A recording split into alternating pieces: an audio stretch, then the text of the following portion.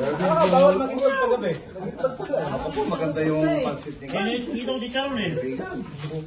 Wala pa di charon. Tuntok kami na. Sabi ko na kinamagal pa. Maganda yung pansit ni kaibigan. Ba't hindi ko bukas pa. Darating yung tubig natin. Ako na sinabi ko na sa kwarto na diretso. Architect yung kausap ko. Matalig mag-drawing.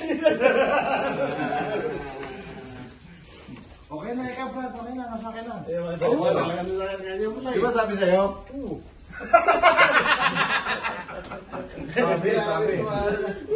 Dapat tawag mo doon, architect eh. Magaling mag-drawing. Kaya, announcer yun.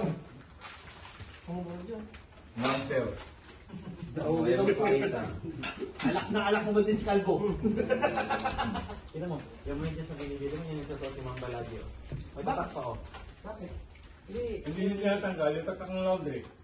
Hindi ba, tatak nila yung binibili ng 69, binibili ng DND. Ba't tatanggalin? Tatak ng 69. Kailangan ng bahay mo, dyan po pumunta. Wala. Kapay yawa, kung walang yawa ang kasama natin. Sige. Ayan na.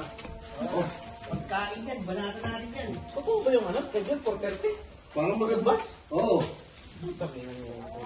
Dati alas 5, may 4:30 ba? Diba ka naman kayo uwi? Gusto mo, alas 3. Bakit may gising niya? Huwag ka na matulog. Pero ang problema ko gising, huwag ka na matulog. Matulog, tama. Gusto mo, resultahan ka namin. Mamayat ako yan, sigurado. Gusto mo kahusarin si Dr. Basilio. Hindi siguro.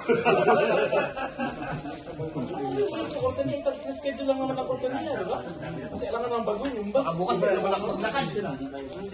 Webes naman, alas 11 lang kayo noon, hanggang alas 12 lang. Webes? Oo, Webes. Delikado tayo ito. Yung kayo ba? Talaga, napagkakita na